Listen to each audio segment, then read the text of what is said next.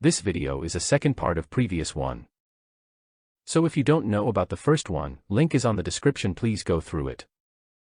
Let's start. Ask anyone who is in one, and they will tell you it's not easy to make a long-distance relationship work. Tones get misinterpreted via texts all the time. Finding the right time to talk to each other is a nightmare, and the stomach-churning longing you feel when you miss your partner can make you question if it's even worth it.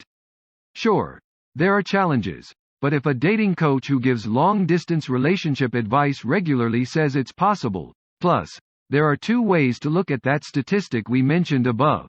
About 40% of LDR couples break up, which also means that 60% survive. So, if you're saying things like, "I love him but I can't do long distance," we've got you covered. Let's get right into all you need to do. 10 ways to make a long-distance relationship work. 1. Communicate regularly. Good communication is the key to any healthy relationship. To stay emotionally connected, you need to really let your partner know about your feelings and emotions. If you have a bad workday, the person you rely on for support should be there to lend an ear, despite the distance. In the physical absence of your partner, it is inevitable that you will have mood swings. In that case, you need to share those feelings with your partner to keep the emotional intimacy intact. Keep the following things in mind to make sure you and your partner are able to communicate regularly and in a productive manner.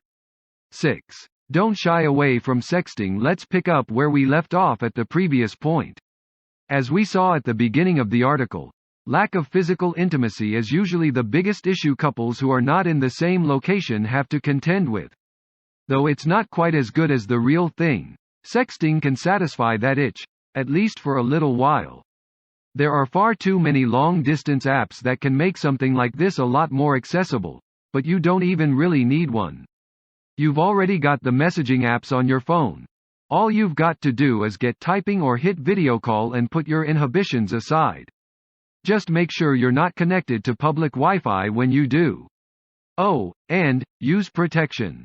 We mean a VPN, of course. 7. Plan and schedule all your voice and video calls, especially when you two live in different time zones. You've got to decide when you can talk to each other instead of just waiting for an impromptu call from your partner. Even if it feels like you've turned into one of those couples who plan everything and never do anything fun anymore, you've basically got to do it to be able to survive the LDR. Geographic separation makes communication extremely difficult. And if you start going days without talking to each other because of conflicting schedules, the resentment slowly begins to grow. Thoughts like, "Why didn't he call me? He can't take out 5 minutes while doing chores," can begin to eat you up. Without ever properly talking about a fixed time for calls, you'll keep waiting around, your partner will keep waiting around, and you'll fight over your WhatsApp texts. Doesn't sound like a sweet thing to do in a long-distance relationship, does it? 8. Have common goals. Long-distance love grows as time goes by, but there's only so much it can grow if the foundation of your relationship is weak. Are you two even planning on living together after this bout of geographical separation? Is the separation even a bout, or is there no end to it in sight? It's important to have these conversations and establish around 3 to 4 common, long-term goals, apart from wanting to live together sometime in the future. Ask yourself the following long-distance relationship questions to help establish some common goals.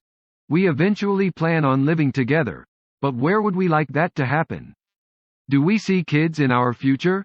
How do we plan on parenting them? What kind of lifestyle do you want to have with me when we live together? Is there a cause that we're passionate about and would like to contribute toward together as a team?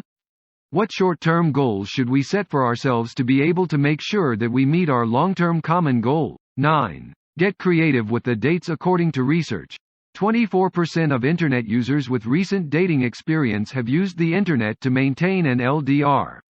Another study states that couples who spend more time using computer communication in an LDR usually experience higher satisfaction.